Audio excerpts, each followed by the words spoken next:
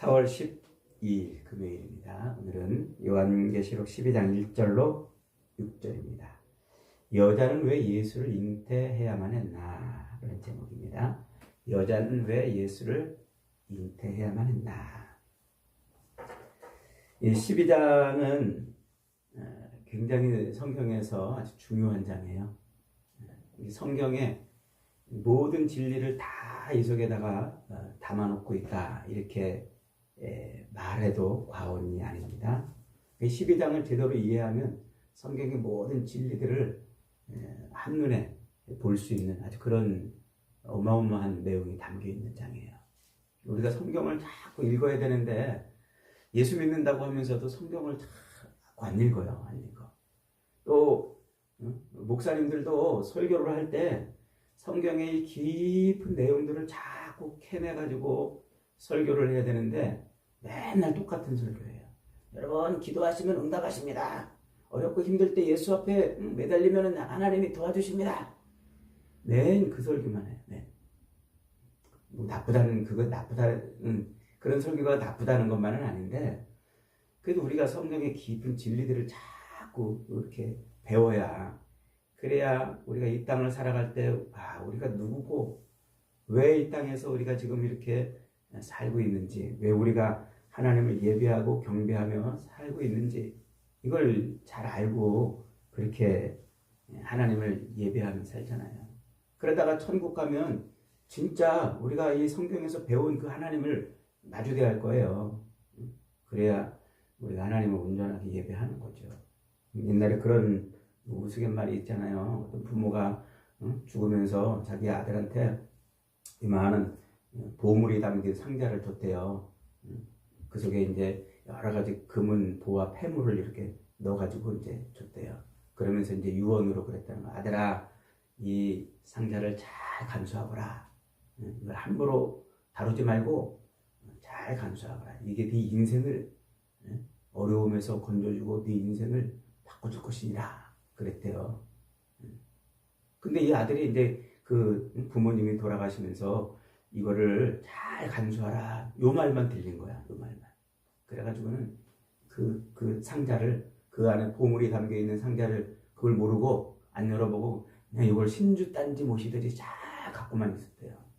힘들어도 이것이 내 인생을 바꿀 것인가 보다. 그리고 쓰다듬고, 어렵고 막 사업이 안 돼서 막 힘들고 먹고 사는 것 때문에 힘들고, 그러면 그걸 딱 열어서 그 폐물을, 그 금은 부화를 팔아서 이렇게 쓰면 되는데, 그게 내 인생을 바꿀 것이다 그러고 꼭 붙들고 부모님 그리워하면서 제 인생을 바꿀 것인데 제가 이걸 함부로 다루지 않겠습니다. 그러다가 죽을 때가 됐대요. 죽을 때가 돼가지고 뜩 열어보니까 그 속에 그냥 각종 금은 부화 폐물이 들어있다는 거 아닙니까? 그걸 그냥 덮어두고서는 그렇게 힘든 삶을 살았대요. 웃자고 하는 얘기인데, 우리가 성경을 자꾸 읽어야 이 금은 보화가 우리 안에, 우리가 이제 그걸 꺼내서 우리가 이 땅을, 슬픔 많은 이 땅, 고통스러운 이 땅을 승리하며 사는 것입니다. 믿으시기를 축복합니다. 오늘 우리가 읽은 이 12장 1절로 2절 다시 한번 읽어봅니다. 시작. 하늘에 큰 이적이 보이니 해를 옷 입은 한 여자가 있는데 그 발 아래에는 달이 있고 그 머리에는 12별의 면류관을 썼더라. 이 여자가 아이를 베어 해산하게 되어 아파서 애를 쓰며 죽게 되었더라. 지금 한 여인이 아기를 지금 잉태했어요. 그래서 아기를 지금 출산하려고 그러는데, 이 아기가 누구라고 그랬습니까? 장차 철장으로 만국을 다스릴 아이라 그랬죠. 이 말은 오직 예수님에게만 붙는 말이에요, 성경에서. 그래서 저 구약 성경 그 시편에 보면은 메시아를 예언한 시편들 속에 상당히 이런 표현들이 많이 들어있어요. 누구를 표현하는 거라고요? 예수님. 그러니까 이 아이가 이 뱃속의 아기는, 이 여자가 뵌 뱃속의 아기는 누구예요? 예수를 뵌 거예요. 예수를 지금 잉태하려고 그렇게 하고 있는 거예요. 자, 그런데 그 여자의 모습이 좀 독특하죠? 해를 옷 입었다 그랬어요. 해를 옷 입었다. 이 해를 옷 입고 달을 발 아래 두었다, 이 말은 이것도 역시 시편에 많이 예언되어 있어요. 메시아 예수 그리스도를 예언하는 표현이에요. 그러니까 예수님은 해의 권능, 해를 옷 입고 또 달의 권능을 입고 있는 존재란 말이죠. 그러니까 세상을 구원하러 오실 그 메시아의 그 권능과 능력을 이렇게 이제 옷 입었다는 거예요. 그러니까 교회, 이 아기를 뵌 여자로 표현되는 이 교회는 예수님의 권능을 입고 있는 존재들이에요. 저와 여러분이 그렇게 예수님의 권능을 입고 있는 존재인 줄 믿으시기 바랍니다. 그러면서 이제 달을 발 아래 뒀다는 말은 해와 달이 교차하면서 만들어내는 게 뭐예요? 그게 시간이잖아요, 시간. 그래서 해가 떠서 하루를 지나서 이제 해가 뉘어지고 또 달이 뜨고 또 해가 뜨고 또 시간이 져서 달이 뜨고 이러면서 이제 날이 가고 달이 가고 해가 가고 이러는 거예요. 이 시간을 의미하고 역사를 의미해요. 그러니까 이 여자가 달을 발 아래 두었다는 것은 이 여자가 역사의 중심에 서 있다는 말이에요. 시간의 중심. 이 여자가 누구라는 말이에요? 교회. 교회가 세상 역사의 중심에 있다는 거예요. 그러니까 하나님이 세상을 창조하시고 그 세상 역사를 쫙 펼쳐가시는데 그 중심에 누가 있냐면 교회가 있는 거예요. 그래서 세상 역사는 교회를 중심으로 굴러가는 거예요. 다시 말하면 오늘날 교회인 저와 여러분을 중심으로 세상 역사가 굴러가는 줄 믿으시기 바랍니다. 그러니까 역사는 어쩌다가 굴러가는 게 아니고 우연히 굴러가는 게 아니에요. 세상 사람들이 이 역사가 도대체 어떻게 시작돼서 어떻게 가는지 아무도 몰라요. 성경은 분명히 말하잖아요. 역사는 바로 이 교회를 위해서 펼쳐진 것이고 교회를 중심으로 세상 역사는 굴러가는 것이다. 그런 의미라고 했어요. 자, 그 다음에 이제 이 여인이 이 여자가 이제 이렇게 아기를 뵀는데 그 아기가 예수라고 그랬잖아요. 그러면 이 여인은 왜 예수를 뵀을까요? 굉장히 중요한, 아주 중요한 내용이에요.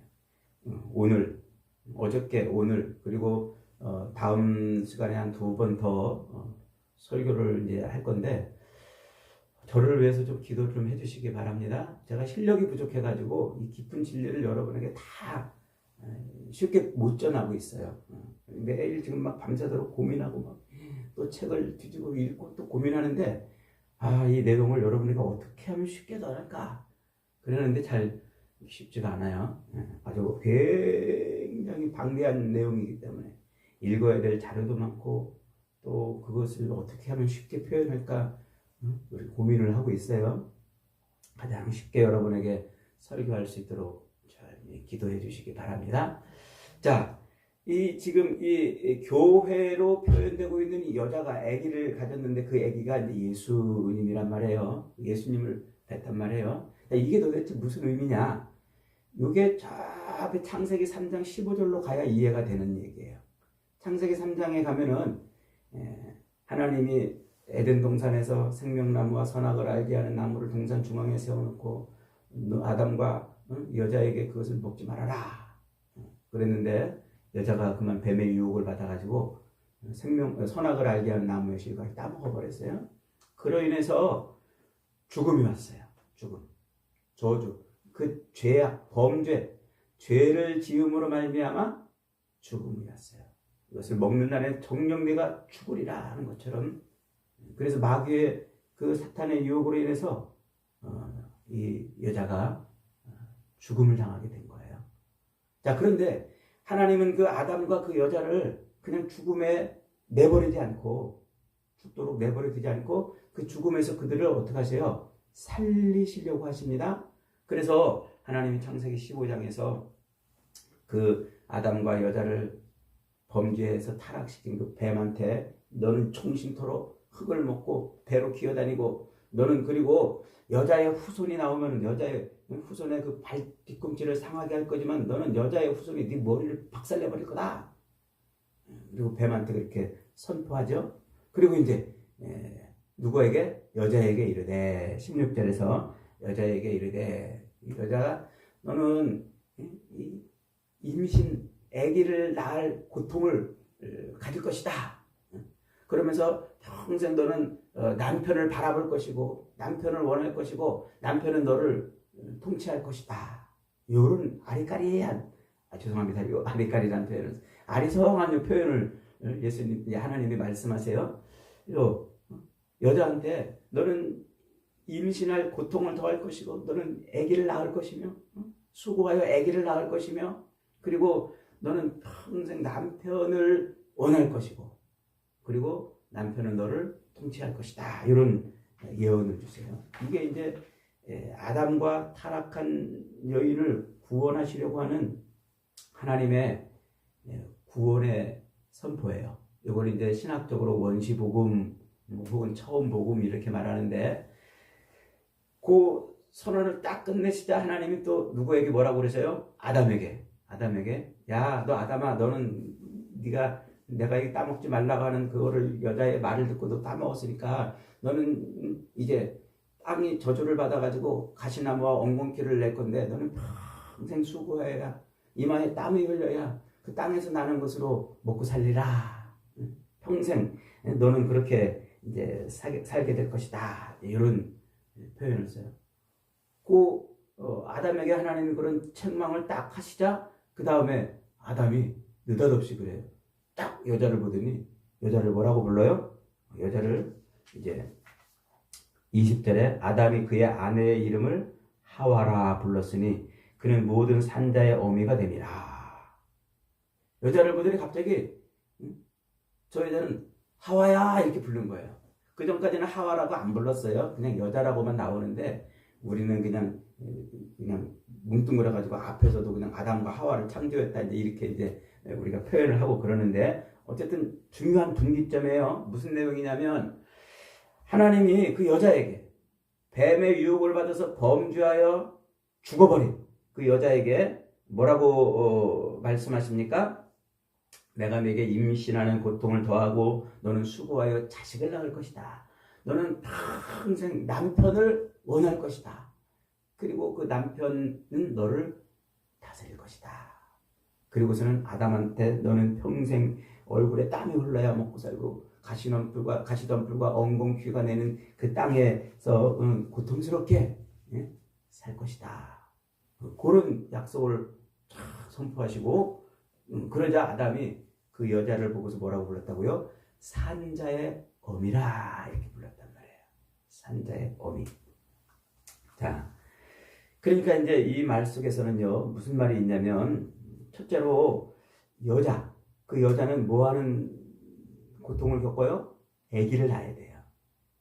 아기를 낳아야 그래야 이 여자의 후손으로 누가 와요? 뱀의 머리를 상하게 할 여자의 후손이 오는 거예요. 그 여자가 아기를 안 낳으면 여자의 후손이 나오지 않잖아요. 그래서 여자의 후손이 나와야 되기 때문에 여자에게 잉태하는 고통을 주는 거예요. 아기를 낳아야만 되는 거예요. 그래서 아기를 낳고 그 아기를 통해서 그 여자의 후손이 와서 뱀의 머리를 깨트려 버리는 그런 일을 이제 이루는 거예요. 그 다음에 여자는 뭐라고 그랬어요? 남자를 원한단 말이에요. 남자를 바라봐야 된단 말이에요. 남자가 없이는 여자가 살 수 없어요. 그래서 너는 남편을 원하고 남편은 너를 다스릴 것이라 이 말은 곧 남편이 없이는 살 수 없단 말이에요. 남편을 통해서만 생명을 얻는 거예요. 남편을 통해서만 사는 거예요. 남편을 통해서만 그는 죽음에서 건져지는 거예요. 이 말을 놓치면 안 돼요. 어마어마하게 중요한 말이에요. 그래서 여자는 반드시 누가 필요해요? 남편이 필요한 거예요. 남편이 없이는 죽음에서 나올 수도 없고 여자의 후손이 나올 수도 없어요. 그래서 이 여자는 남편을 통해서만 죽음에서 건져지고 생명의 삶을 사는 거예요. 이해가 되십니까? 이 말이? 네. 자, 그러면 이게 무슨 의미이기 때문에 이 여자에게 남편을 반드시 있어야 된다고 말하냐? 그러니까 성경이 우리를 세상의 모든 인생들을 신랑을 기다리는 신부로 표현을 해요. 그런데 하나님은 그 모든 이 신랑을 기다리는 여자를 다 구원하지 않고 누구만 구원해요? 자기 신랑이 올 것을 기다리고 깨워가지고 기름을 준비하는 슬기로운 5처녀만 구원한단 말이에요.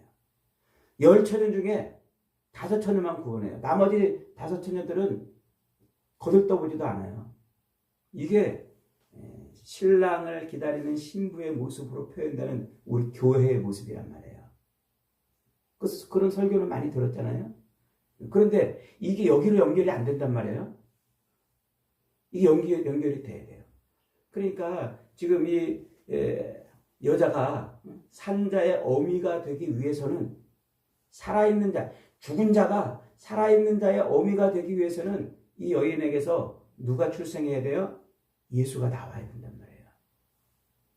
남편을 통해서 이 여자가 살아야 된단 말이에요. 그 얘기를 지금 하고 있는 거예요. 그러니까 범죄하여서 하나님의 은혜를 떠난 모든 인간의 모습이 바로 이 여자의 모습인데, 그 여자가 산자의 어미가 되기 위해서는 남편이 필요한 거란 말이에요.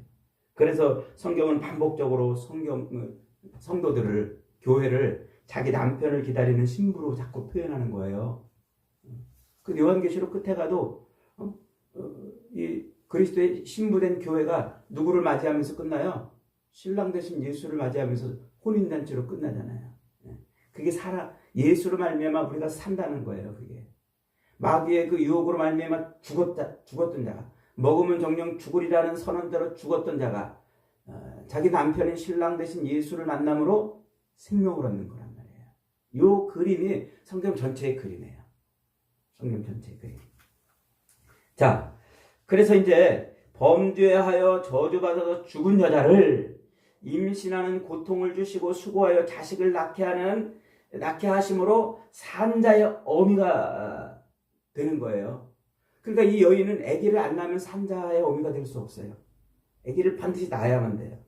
그래서 그 아기를 통해서 여자의 후손이 나와서 뱀의 머리를 박살내는 일이 성취가 된단 말이에요.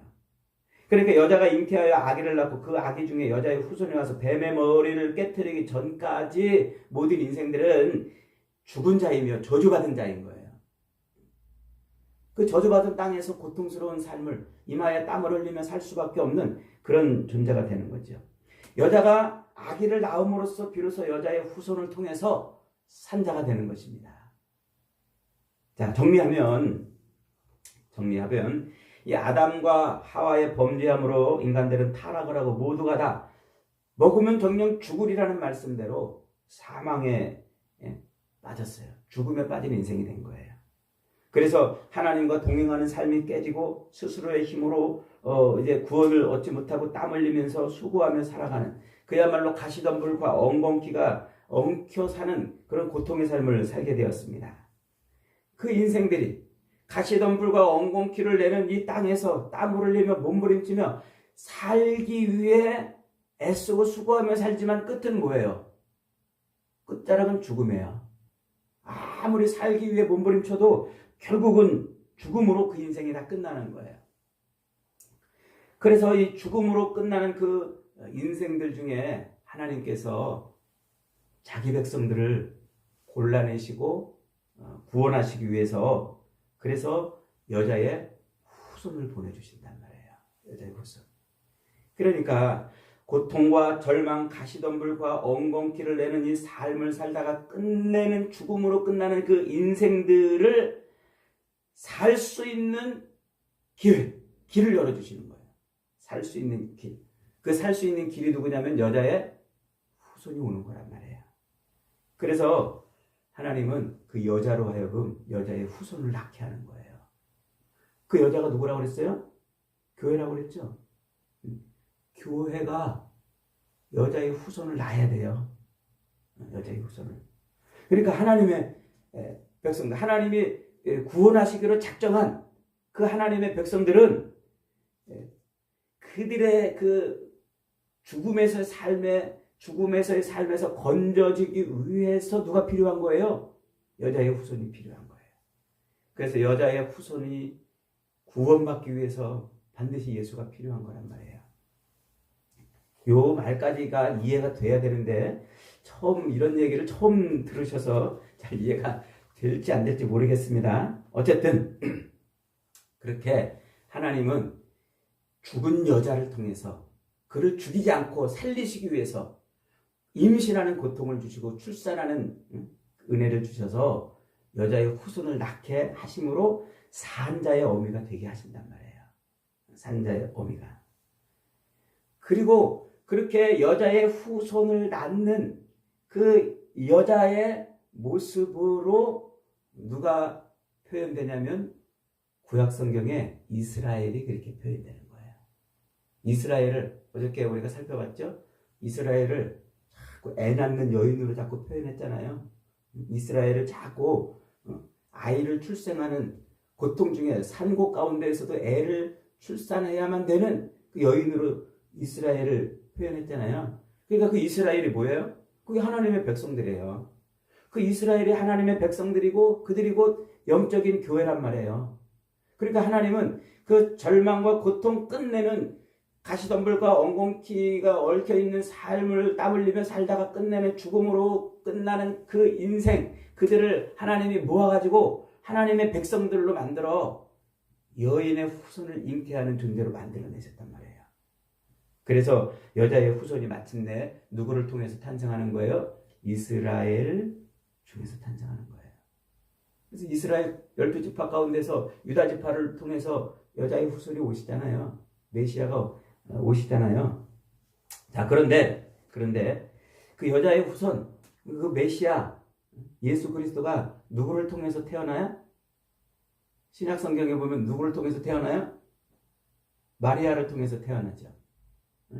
그래서 요셉과 마리아가 정혼했는데 아직 둘이 동침도 하기 전에 마리아가 애를 뱄어요. 그러니까 율법에 의하면, 하나님의 법에 의하면 마리아는 죽어야만 돼요. 죽어야 돼요. 죽을 수밖에 없는 인생인데.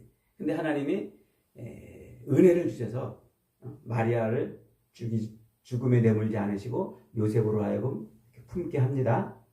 자기 남편으로 하여금 이 여인을 품게 하는 거예요.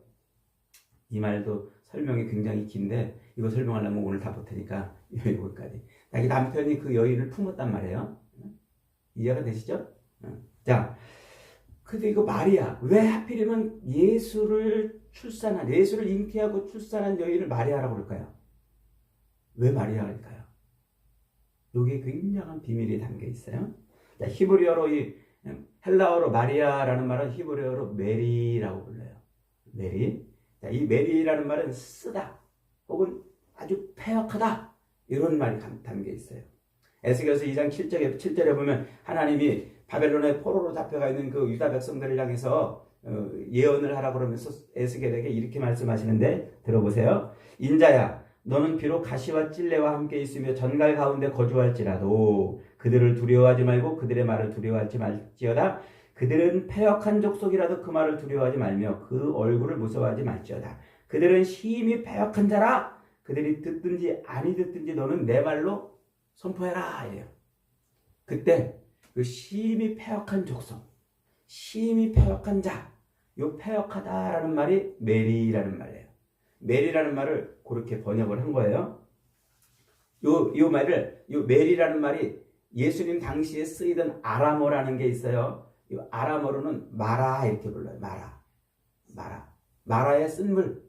들어보셨죠? 마라의 쓴물. 자, 이 마라, 고통스러운, 쓰디쓴, 패역한 이런 의미가 담겨 있어요. 자, 이 마라라는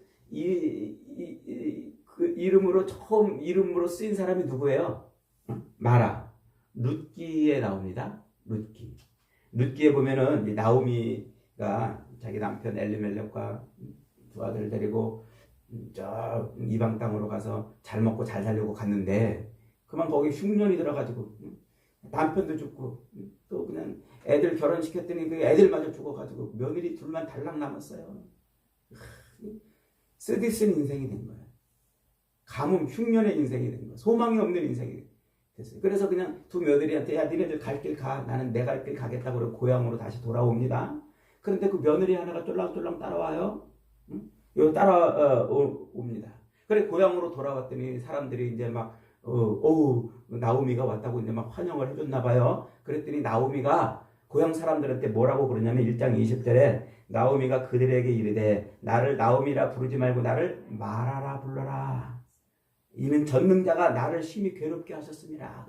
그러면 나오미가 아름다운 심히 아름다운 여인이라는 이 나오미가 심히 괴로운 여인, 고통스러운 여인, 쓰디쓴 여인, 패역한 여인이라고 불러달라고 이제 그래요.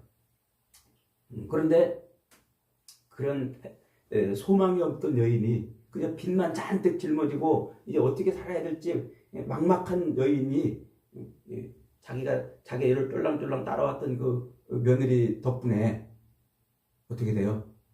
모든 빚을 탕감받아요. 보아스가 요 룻하고 결혼하면서 기업물을 짜가 되잖아요. 그래서 그 모든 빚을 다 탕감받고 또 이 보아스랑 룻이 결혼해가지고 낳은 아기를 나오미의 품에 안겨줘요. 사실 족보상으로는 그 이 며느리의 제가 한 며느리가 어떻게 내 며느리가 될 수 있어요? 며느리 안 되잖아요. 실제로는 내 아들하고 살다가 아들이 죽고 제가 한 며느리가 내 며느리예요? 아니잖아요. 그런데 성경은 어떻게 해요? 그 며느리가 낳은 아기를 나오미 품에 안겨줘요. 그리고서는 그 나오미로 하여금 전혀 다른 인생이 되게 하세요. 놀랍죠? 여기 성경이 말하는 그러니까 소망이 없는 쓰디쓴 절망 가운데 있던 여인이 소망이 있는 인생으로 바뀐 거예요. 바뀐 거. 이게 바로 마라의 인생이 나오미의 인생으로 바뀌는 물기의 이야기예요. 그러다가 이제 또 이 마라의 또 사건 중에 유명한 사건이 뭐냐면 아까 말씀하신 출애굽기 15장에 마라의 쓴물 사건이에요.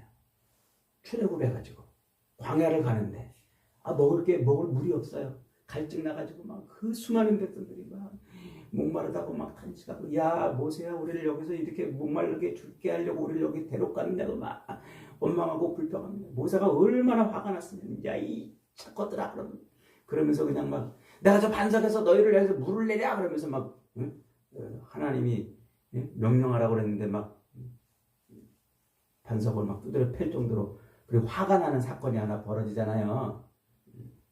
그게 뭐냐면 그 마라의 사건이란 말이에요. 그 마라의 그 쓴물이 나오는 거기에 나뭇가지를 하나 착 던지니까 그 쓴물이 어떻게 바뀌었어요? 단물로 바뀌어요. 단물로. 그래서 마라의 쓴물이 단물로 바뀌는 인생이 이제 이 역사가 이제 거기서 변해요. 이것이 바로 저주받아서 절망하고 죽음을 향해 달려가는 고통받던 쓴 인생인 이 마라의 인생이 소망의 인생으로 바뀌는 것을 보여주는 거예요. 흉년과 가뭄으로 모든 것을 잃고 핏더미에 눌려서 소망 없이 살던 이 마라의 인생이 나오미의 인생으로 바뀌는 역사가 있는 거죠.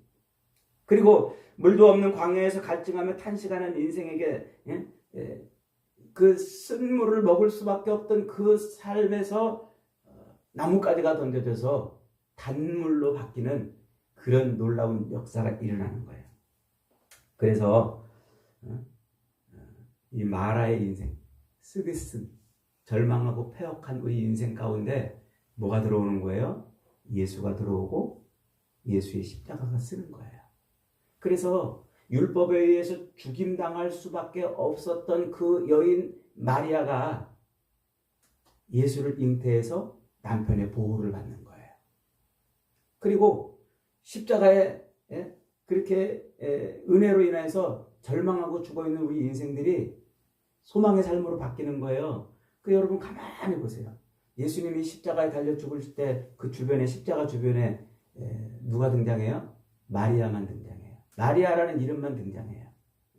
무슨 마리아 무슨 마리아 무슨 마리아 하면서 마리아가 십자가 주변에 마리아만 있는 거예요. 쓰디쓴 인생, 절망과 소망이 없는 패역한 죽음으로 가는 인생이 그 십자가를 통해서 그 인생 가운데 십자가가 들어온 거예요. 그러니까 저주받아서 죽을 수밖에 없는 하나님의 법에 의해서 죽을 수밖에 없는 그 마리아의 태 속에 예수가 들어와서 그 마리아가 복 있는 인생으로 바뀌어요.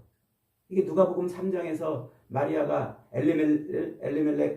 엘리사벳 자기 친족 엘리사벳하고 그 성전에 들어가서 엘리사벳은 세례 요한을 뵀잖아요. 둘이 만났더니 그냥 그 엘리사벳이 축복하니까 마리아가 막 자기도 이제 막 축복의 노래를 부르잖아요.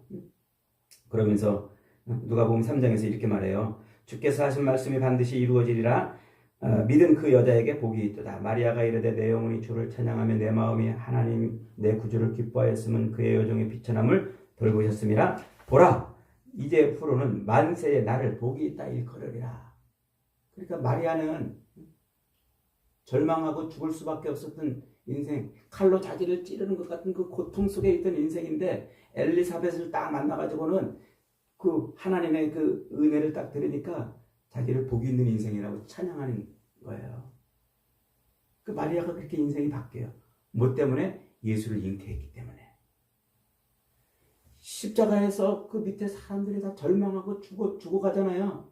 그 죽어가는 인생 한가운데 십자가가 섬으로 그 죽음 절망 가운데 있는 죽음을 향해 가는 인생이 소망의 삶으로 바뀐단 말이에요. 그래서 부활하신 예수님을 처음 목격하는 사람이 누구예요? 마리아란 말이에요. 그래서 부활한 예수님을 처음 목격하는 사람이 막달라 마리아와 또 한 마리아가 목격하는 거예요. 다른 사람이 먼저 목격하는 게 아니에요. 안식 후 첫날이 되어 새벽에 막달라 마리아와 다른 마리아가 무덤을 보려고 갔더니 천사가 여자에게 말하여 이르되 여기에 그가 계시지 않고 그가 말씀하신 대로 살아나렸다. 막달라 마리아가 누구예요? 귀신 들려가지고 버려진 인생이잖아요. 그 귀신 들려서 저주받고 버려졌던 인생인데 그 인생이 누구를 보는 거예요? 부활하신 예수님을 보는 거예요. 요 전체 내용을 구슬 꿰듯이 꿰 수 있으면 여러분들은 이 성경의 깊은 구조를 다 이해하는 거예요. 왜 율법에 의해서 하나님의 법에 의해서 죽을 수밖에 없었던 그 마리아의 태 속에 예수가 들어옴으로 남편이 그를 품어서 살리는지, 그리고 그 십자가의 주변에 왜 마리아라는 이름밖에 등장하지 않는지, 왜 부활의 첫 증인이 막달라 마리아와 다른 마리아로 마리아라는 이름을 가진 사람이 부활의 첫 증인이 되는지, 요게 바로 여자 뱀의 유혹을 받아서 타락해가지고 저주받아 죽은 인생이 살 수 있는 유일한 길인 것을 말해주려고 그러는 거예요. 그러니까 여러분, 우리 인생이 뭐라는 거예요? 마라의 인생이에요. 쓰디쓴 인생. 가시나불과 엉겅퀴 속에서 살려고 몸부림치지만 결국은 죽음을 향해 갈 수밖에 없는 우리의 인생 가운데 예수가 잉태해서 우리가 사는 거예요. 그리고 그 십자가, 그 쓰디쓴 인생 가운데 이 나뭇가지를 던져서 단물로 바뀌듯 쓴물의 인생이 십자가로 말미암아 단물의 인생으로 바뀌는 거예요. 그 인생이 부활하신 예수님을 처음 목격하는 거예요. 그게 누구라고요? 그게 지금 교회고 저와 여러분인 줄 믿으시기 바랍니다. 그래서 우리는 마리아 같이 쓰디쓴 인생, 절망하고 죽어가는 인생을 사는 그런 우리 안에 예수를 품어야 우리가 사는 거고, 그 예수의 십자가가 우리를 살리는 것이고, 그 예수의 십자가 죽음과 부활을 통해서 우리는 이 육체의 남은 때를 살아가는 거예요. 이 광야의 삶을 살아가는 거예요. 범죄함으로 인해 가시덤불과 엉겅퀴 속에서 죽음의 절망 속에서 신음하던 우리에게 하나님께서 예수를 잉태하게 하시고, 그리고 십자가 나뭇가지를 우리 인생에 꽂아주셔서 우리를 죽음에서 건지시는 겁니다. 그리고 무덤문을 활짝 열으사 부활하신 예수님을 처음으로 목격하게 하시고 부활의 증인으로 살게 하시는 거예요. 그가 무덤에 계시지 않고 살아나셨다, 빨리 가서 제자들에게 알려라, 사람들에게 알리라는 그 삶을, 소명을 갖고 이제 우리는 살아가는 거란 말이에요.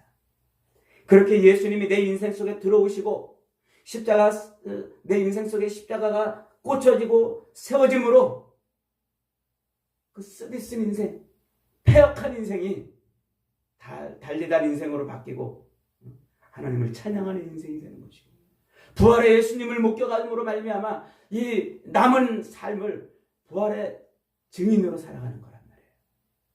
그래서 하나님은 교회로 하여금 예수를 잉태하게 하는 거예요. 그래서 오늘 본문에서 교회로 표현되고 있는 이 여인이 아기를 갖고 있는 거예요. 이 짧은 속에 이 성경의 진리가 다 들어있는 것입니다. 여러분, 오늘 우리에게 남아있는 것은 무엇입니까? 부활하신 예수님이 우리의 신랑으로 영원하신 우리의 남편으로 다시 온다는 그 소식을 기다리며 사는 것 아니겠어요? 부활하신 그 예수님이 우리의 영원한 신랑이 되고 영원한 남편으로 이제 오실 날이 얼마 안 남았다. 견디고 참고 슬기로운 다섯 처녀처럼 기름을 준비하고 살 거라. 이것이 오늘 남아있는 저와 여러분에게 주신 하나님의 은혜의 말씀입니다. 이 부활하신 주님이 영원한 남편으로 다시 오시는 그날까지 이 척박한 광야의 삶을 믿음으로 잘 살아내시고 승리하시는 저와 여러분이 되시기를 주님의 이름으로 축복합니다. 아멘. 말씀